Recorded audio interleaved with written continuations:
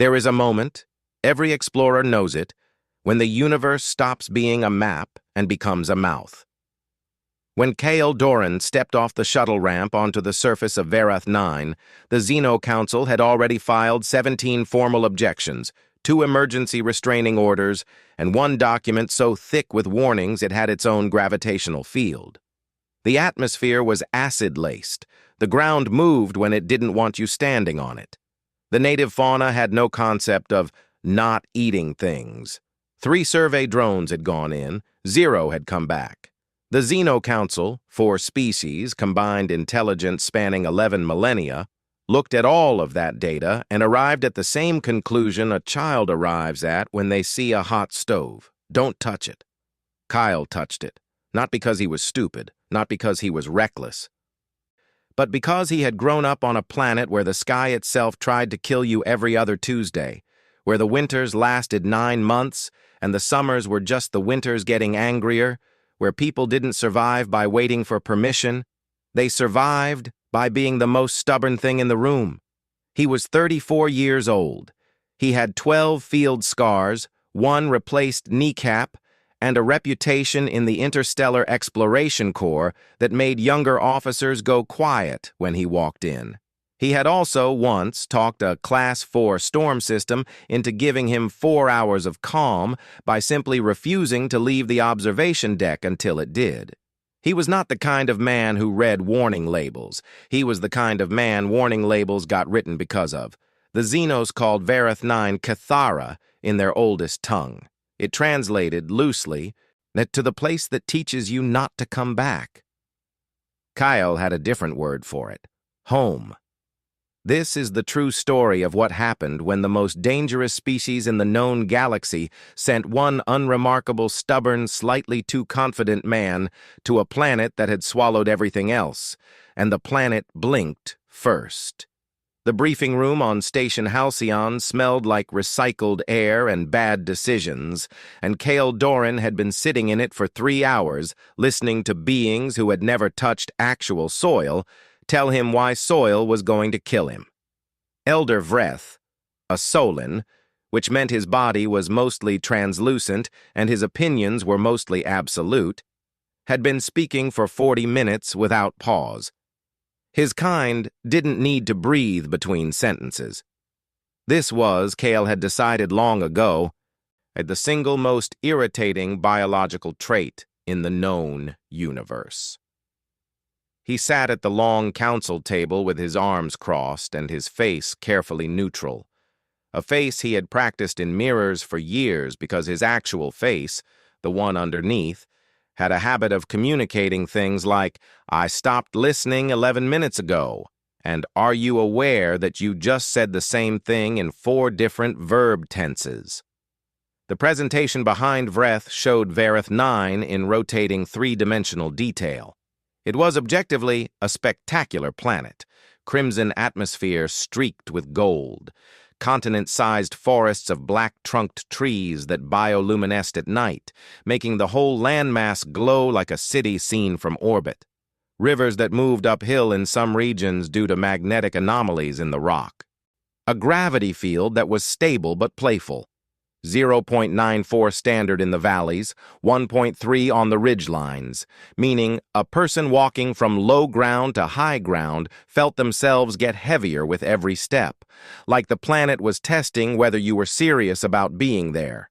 3 survey drones, no return signal.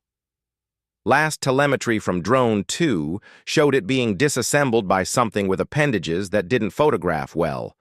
Drone 3's final image was a close-up of what the xenobiologists were calling a contact membrane.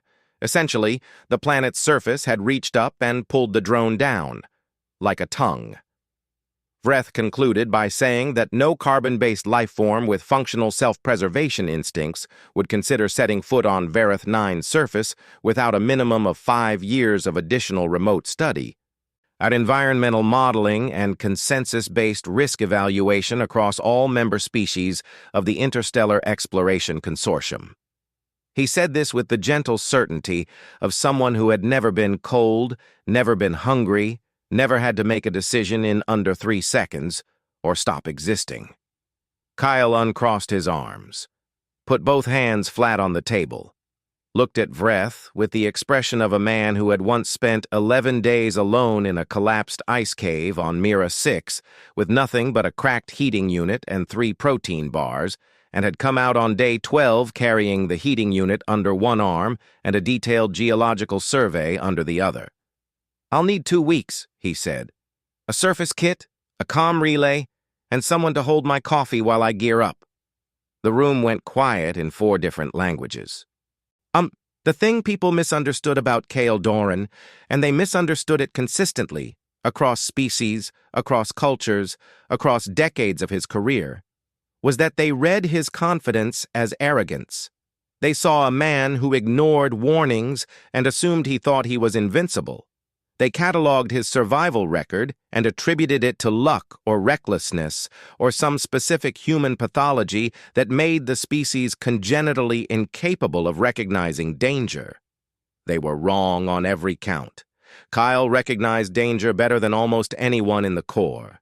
He had logged more hours in high-risk environments than any active field officer in the consortium's history. He had walked into storms, into ruins, into ecosystems that had no category for observer who means no harm. He had, on 4 separate occasions, been declared dead by official consortium records, twice correctly in that his heart had technically stopped, and twice incorrectly in that the people declaring him dead had simply stopped looking. He didn't ignore danger. He evaluated it, specifically, methodically. He asked not, "Is this dangerous?" but, "Is this survivable? And what are the actual variables?" The Xeno Council looked at Verath 9 and saw a planet that killed drones. Cale looked at Verath 9 and saw a planet that was reactive, that responded to intrusion by neutralizing it. That was a fundamentally different problem. It wasn't random violence, it was a system. And systems, in his experience, had rules. Find the rules. Work within them. Don't bring a drone's mindset to a planet that is clearly, demonstrably, something closer to alive. And he had read every scrap of data from all 3 surveys. He had watched Drone 2's final footage 17 times, pausing and stepping frame by frame through the part where the appendages appeared. They were not attacking. They were investigating. Methodical. Almost careful. The drone had been disassembled, not destroyed, its components laid out in a rough circle on the ground, like something curious trying to understand what it had found. That detail had not made it into Vreth's presentation. Kyle had written it in his field notebook in capital letters and underlined it twice. He left for Verath 9 on a Tuesday. Station time, Tuesday. His shuttle was a Class C single-occupant Explorer, the kind that was technically rated for atmospheric entry, but had a manual that included the phrase "pilot discretion advised" in 11 separate sections. The consortium had not officially sanctioned the mission. They had also, technically, not forbidden it, because the paperwork Vreth had submitted requesting a formal prohibition had been filed incorrectly. Wrong form number, wrong filing office, wrong calendar system, and was currently sitting in an administrative queue on Station Meridian, where it would remain for approximately 4 to 6 standard months.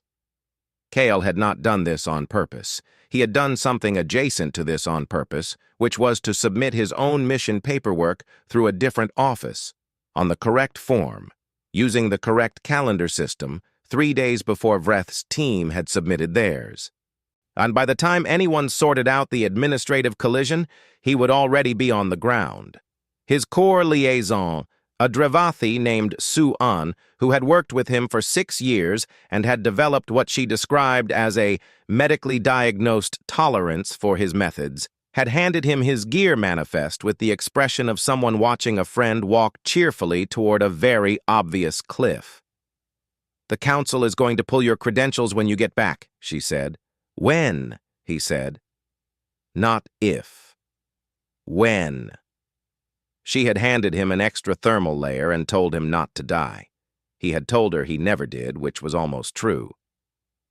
The descent through Vareth 9's atmosphere was the most beautiful thing Kyle had ever experienced, and he had seen the twin sunrise on Areth Prime, the bioluminescent tide on Delos 7, and a black hole at close enough range that the light bending around it looked like God folding a piece of paper.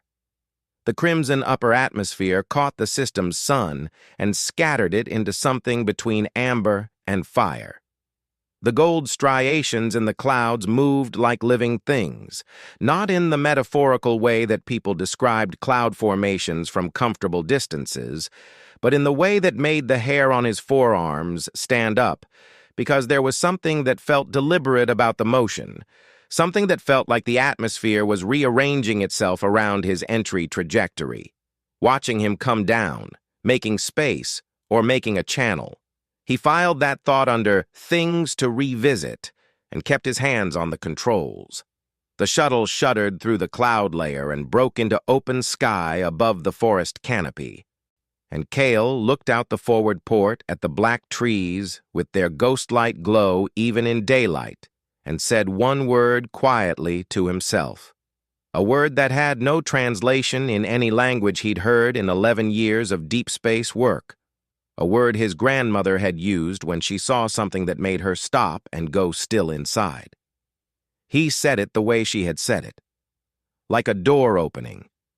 He sat down in a clearing near the first ridge, chosen because the magnetic readings were lower there, meaning the ground was more likely to stay flat and less likely to fold, and sat for 3 minutes after cutting the engine, doing nothing except listening. The planet sounded like breathing, low, subsonic, felt more than heard, a vibration that came up through the shuttle hull and settled somewhere in the base of his sternum. Not threatening. Not welcoming, exactly. Present. The way a very large animal is present when it notices you and hasn't decided anything yet. He reached for his gear pack, stopped, put his hand back in his lap, and waited another 2 minutes.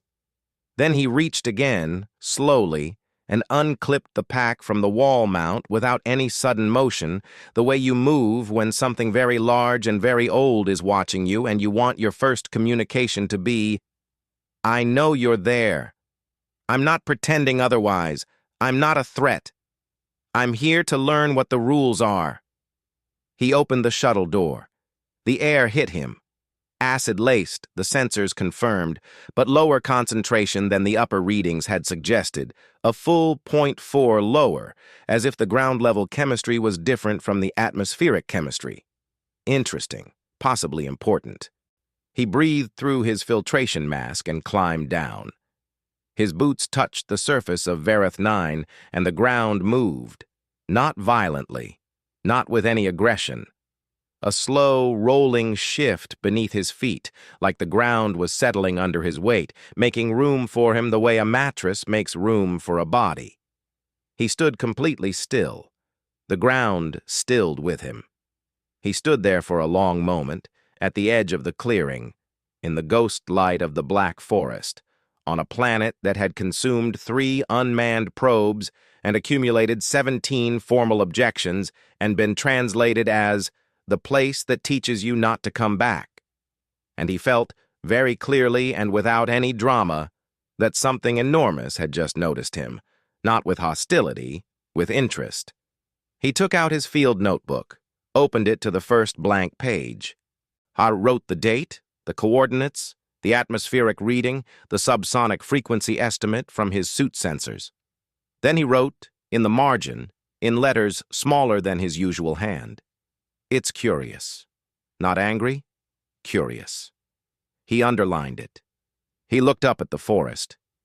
"All right, then," he said, to no one, to everything. "Let's figure each other out." The trees glowed. He took it as a starting point. What no one on Station Halcyon knew, what Vreth's 17-point presentation had not included, what the survey drones had never been designed to detect, was that Vareth 9 was not a dangerous planet in the way a storm is dangerous, or a predator is dangerous, or a disease is dangerous. Those things have no awareness. They do not make choices. They simply are what they are, and you survive them by being smarter or faster or more prepared.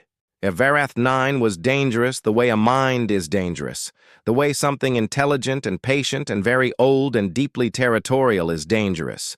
And Cale Doran, standing in a clearing at the edge of a bioluminescent forest, had just introduced himself. He had no idea whether that was the best decision he'd ever made. He had a strong suspicion it was. By the end of the third day, Kyle had mapped 11 clearings, cataloged 42 distinct bioluminescent patterns in the forest canopy, and established one rule that he wrote on the inside cover of his field notebook and underlined 3 times. The planet rewards stillness and punishes urgency. He had learned this on day 2, when he had moved too fast. Not running, just walking briskly toward a ridge he wanted to survey before the light shifted, and the ground had done something that his sensors didn't have a classification for. It had tensed, like a muscle. The soil beneath his boots had gone from yielding to rigid in the space of 2 steps, and from beneath the surface had come that subsonic frequency. But higher this time, sharper, not the welcoming, settling-in vibration of day 1, but something with an edge to it, a boundary assertion. He had stopped immediately, stood still, felt the ground slowly unknot itself beneath him. He had gone back to his shuttle and written down what had happened with careful, methodical handwriting. Then he had written, "It knows the difference between purposeful movement and hurried movement. It doesn't mind the first, it flags the second." And that was not drone behavior. That was not environmental response. That was discrimination, the ability to read intent, or something that functioned like intent, from a purely physical input. A planet that could tell the difference between a person walking toward something and a person fleeing from something. He sat with that for a long time. The forest had a name for itself, or something that functioned like a name. Kyle had been near the tree line every evening at what he thought of as the communication hour.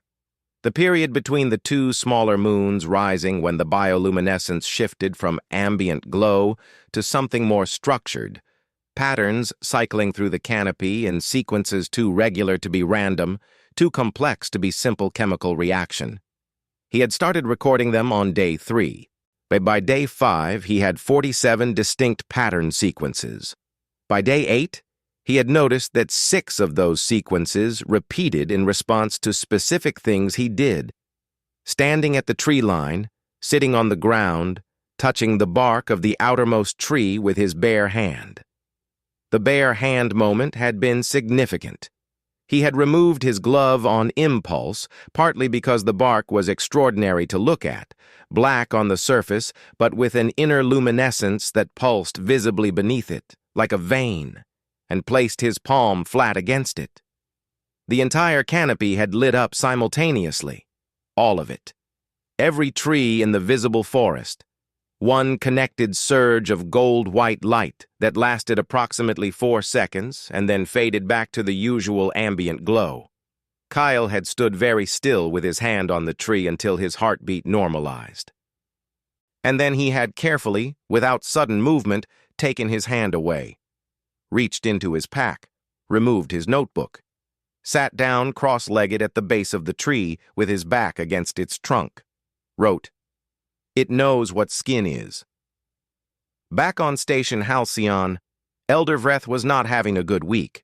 The administrative collision between his formal prohibition filing and Cale's mission authorization had been discovered on day 4 of Cale's surface work.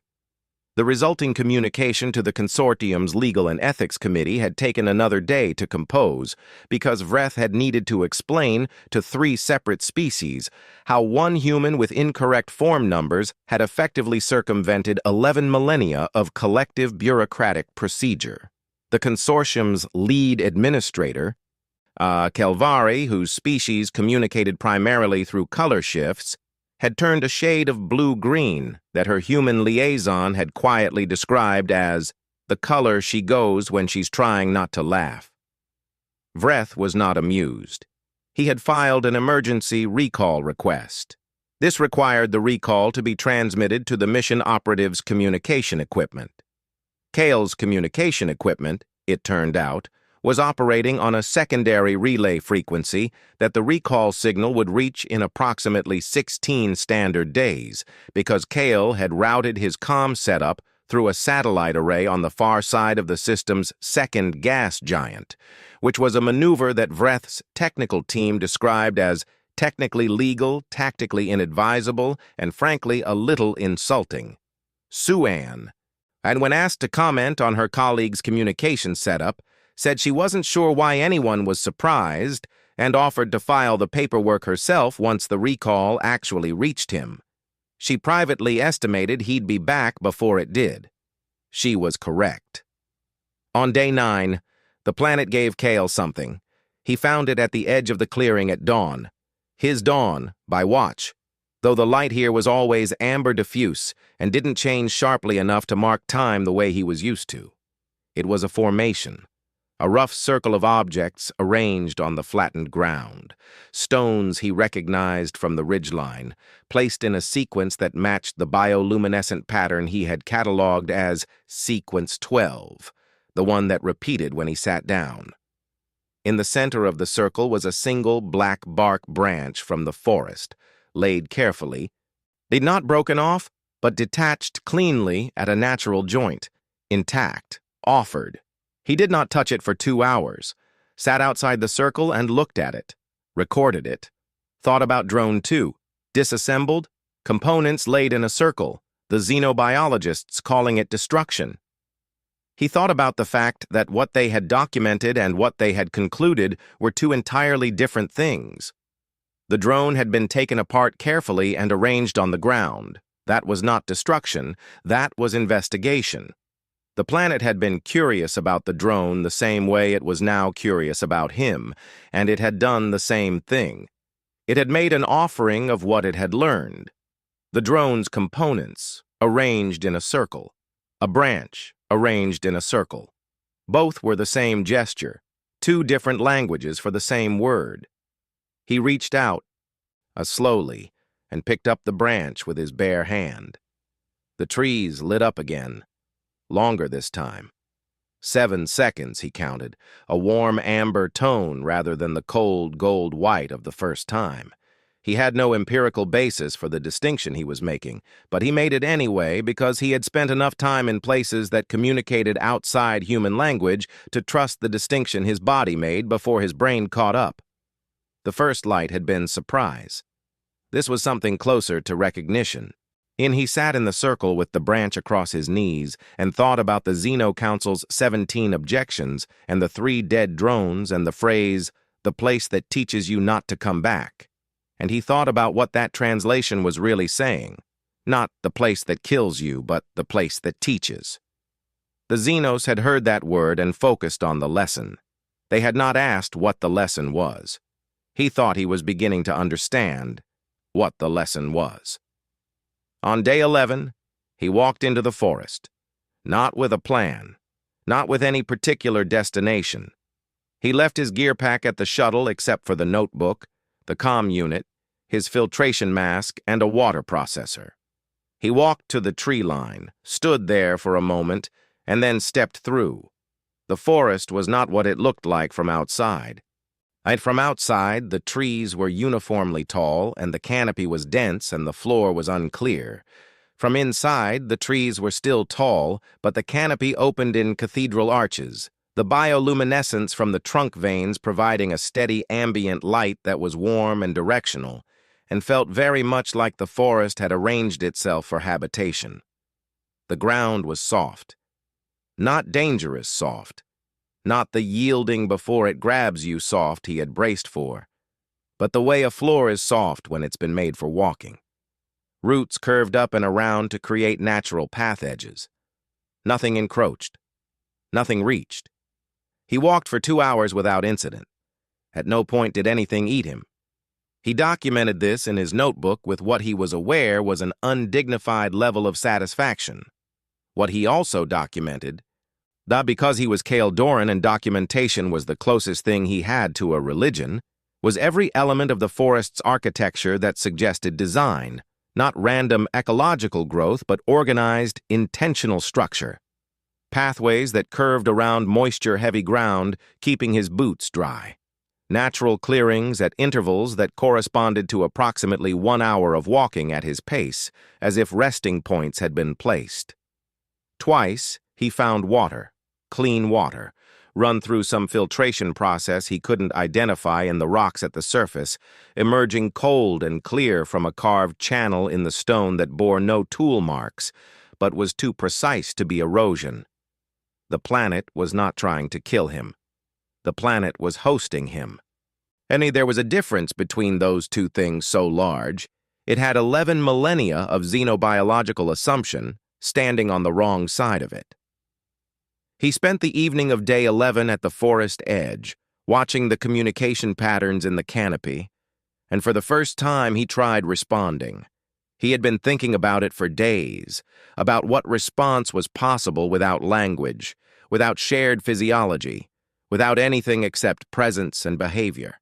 He had watched the way his own stillness was rewarded, the way hurry was flagged, the way bare skin had produced a longer, warmer response than gloved hands. He had a theory about what the planet understood: intentionality. The difference between doing something and meaning something. He sat down, which was sequence 12. He placed his bare hands flat on the ground, which was new. Then he looked up at the canopy and waited. Sequence 12 lit in the trees. Then it continued, beyond where it usually stopped, into a sequence he had never recorded before.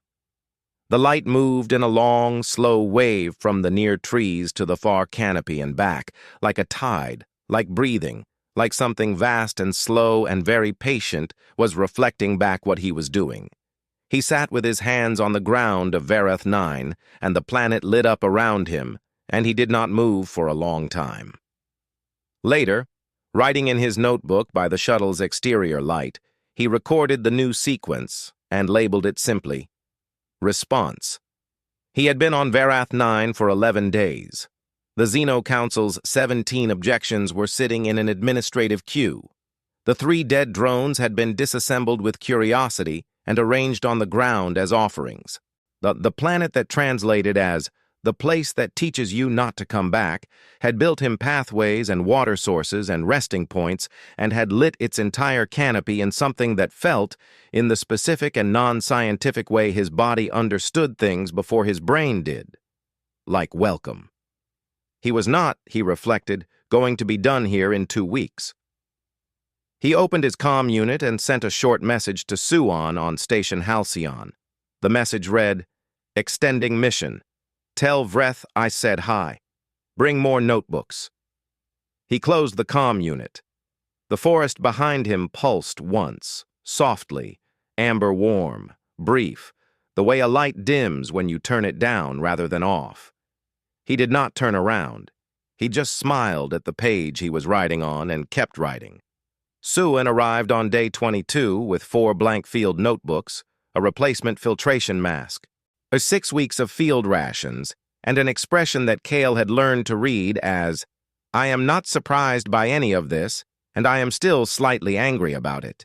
She also arrived with Elder Vreth's personal envoy, a young Solon named Pael, who had been chosen for this assignment because he was the most junior member of Vreth's staff and therefore the most expendable if something on Vareth 9 tried to disassemble him.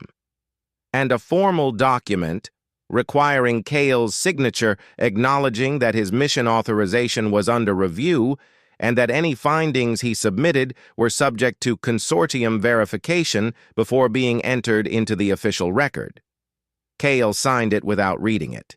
He had been awake for 31 hours and his notebook was open to a page dense with his smallest handwriting, and he was in the middle of a thought. Suan handed him a coffee. Actual coffee, because she had known him for 6 years and had packed accordingly, and looked past his shoulder at the forest, which was doing the amber pulse thing it had started doing whenever he was nearby, a slow rhythm that had no counterpart in any ecological literature she had access to. "It's doing that because of you," she said. "I think so, yes." "How?" He handed her his notebook. She read for 6 minutes without speaking, which was the most impressed she had ever been by anything without expressing it. Pael, the junior envoy, stepped off the shuttle with the careful deliberateness of someone who had read every word of every report about this planet and was treating the ground the way you treat a floor you're not sure will hold you. He was young for a Solon, which meant he was approximately 140 years old and had only recently stopped being considered an adolescent by his species' standards. He had the translucency of the young, which meant you could see the faint blue-green of his interior processes, and right now those processes were showing something that Suan's alien physiology training identified as elevated stress response. He looked at the forest. The forest was amber pulsing. He looked at Kyle. Kyle was drinking coffee and not looking at anything in particular, the posture of a man who had been somewhere long enough to stop being impressed by it. "It's glowing," Pyle said. "It does that." The drones weren't introduced properly. Kyle set his coffee down, in which he did not do lightly. The coffee was finite and irreplaceable, and turned to face Pyle with an expression that was not unkind. The drones arrived and immediately began doing things, taking readings, moving, analyzing. No pause, no acknowledgement. The planet flagged them as threat-neutral but purposeless, which in its framework might be worse than a threat. A threat is at least a relationship. Pale processed this. The blue-green of his interior processes shifted slightly. "You're saying the planet has a relationship framework." "I'm saying I have 11 days of data suggesting that this place responds to intent, recognizes presence as a form of communication, and has been progressively building what I can only describe as a hospitable environment around my movements since day 4. Draw your own conclusions." I drew mine and then immediately went back and drew them again more carefully. Pyle looked at the forest. The forest pulsed. "What does it want?" Pyle said. Kyle picked his coffee back up. "Same thing everything wants. To be understood." The next 3 days were the most carefully documented of Kale's career, which was saying something given that his career included the Mira 6 collapse, first contact with the Dravati, and a period during which he had technically been an ambassador to a species that communicated exclusively through seismic activity, and he had spent 4 months learning to feel conversations through the soles of his feet. He introduced Suan to the forest by doing exactly what he had done when he arrived, walking to the tree line, standing still, waiting. Suan was professionally phlegmatic about most things, and she stood next to him for approximately 8 minutes before the near trees began doing the recognition sequence, the long amber wave that went out to the far canopy and came back. "It knows I'm with you," she said quietly. "I think it knows I'm comfortable with you, which is as much information as I've been able to give it about anything." Pyle, who had been standing slightly behind them, took one very deliberate step forward until he was level with Kale's shoulder. The trees didn't react. He waited. Then he reached out and touched the bark of the outermost tree. Nothing. No whole canopy surge. No response at all. He looked at Kale. "It didn't—" "You're nervous," Kale said. "It knows. It knows I'm nervous. It knows your physical state is elevated. Whether it distinguishes that as an emotional category or just as a behavioral data point." Kyle shrugged. "I'm not sure the distinction matters to it." Pyle stood at the tree with his hand on the bark for 4 minutes, and Kyle watched the forest and waited. And on the 4th minute, the near trees lit in a pale, brief flicker. Not the full response, not the warm amber, but something. An acknowledgement. The planet, essentially, had looked at Pyle and gone. Tentatively, carefully, noted. Pyle made a sound that Kale did not recognize, but which Suan later told him was, in Solon, roughly equivalent to O. The formal report that Kyle submitted to the consortium on day 27 was 43 pages, 4 appendices, and 17 pages of annotated bioluminescence sequences. The executive summary was 3 paragraphs. The first paragraph described the planet's apparent intelligence level and communication methodology. The second described the environmental hospitality behaviors and their likely function. The third was the one that would cause the most controversy, because it said plainly that the Xeno Council's assessment of Verath 9 as too dangerous for surface contact was not wrong. It was merely incomplete in its understanding of what dangerous meant in context. The planet was dangerous. It was also intelligent. It was also in active communication. These three things were not separate facts. They were one fact, stated three ways. Something that can think can also choose, and something that could choose had chosen, over the course of 27 days, to recognize one human being, as extend him passage through a forest that had consumed three machines, build him pathways and water sources, give him gifts in the form of branches and stones arranged in circles, and light its entire canopy in sequences that his instruments cataloged as communicative responses rather than ambient biological activity. The danger was not gone. It was held in abeyance by a choice. The planet had chosen to receive him. That choice could be withdrawn. That was the honest statement of the risk. But the honest statement of the opportunity was the other side of the same coin. Something intelligent and enormous and profoundly old had looked at every machine the universe had sent and turned it away, and had looked at one carbon-based, tactile, stubborn, careful, curiosity-driven human and said implicitly, and in whatever language a planet uses when it means something, "You're different. Come in." The report concluded with a recommendation for continued contact, extended over a minimum of 2 standard years, with a small team of no more than 4 individuals selected for psychological profile compatibility, patience, low urgency response, high tolerance for ambiguity, and a communication protocol built around the behavioral framework Kale had developed. It explicitly recommended against any further drone or automated survey equipment until the relationship context was better established. It noted that the planet's response to Pyle on day 23, while minimal, suggested that the contact was not species-specific to humans, that the operative variable was behavioral, not biological. In the margin of his personal copy, Kyle wrote, "It's not afraid of us. It was bored by us. There's a difference." Vreth's response arrived on day 31.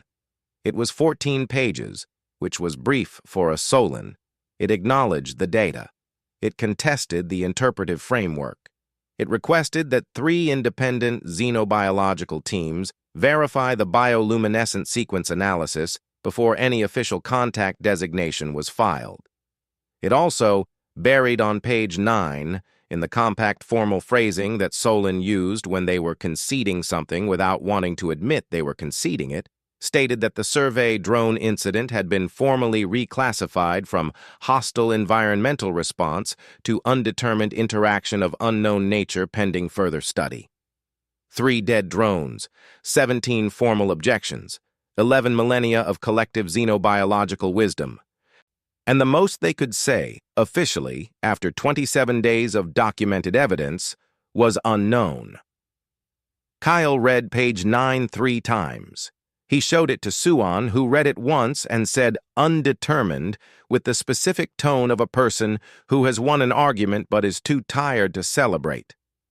He showed it to Pyle, who had been spending 2 hours each morning at the forest edge in the same careful stillness Kale had taught him, and who had, by day 29, begun receiving the full amber wave response when he touched the bark. Pyle read page 9 and turned the color his species went when they were thinking something they weren't sure they were allowed to think. "The council is wrong," Pyle said.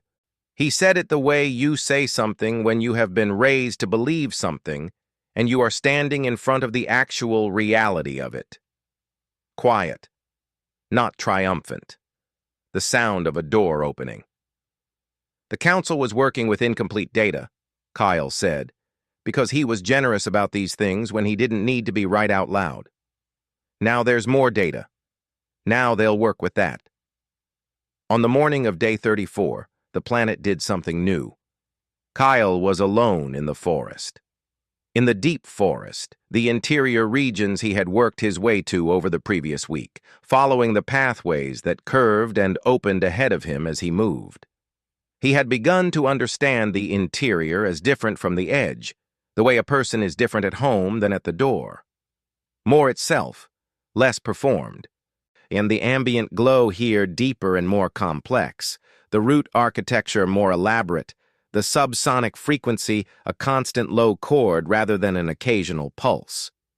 He had been sitting for an hour at the base of a tree whose trunk was wider than his shuttle, its inner luminescence a deep amber gold that was steady rather than rhythmic when the ground moved under his hands. Not the muscle tense of a boundary assertion, not the yielding settle of day one. A directional movement, slow, deliberate. The soil beneath his right hand, specifically, pushed upward in a gentle pressure, not lifting him, not disturbing the surface, but the distinct and unmistakable sensation of something below the surface pressing toward his palm. He stayed still. He kept his hand where it was.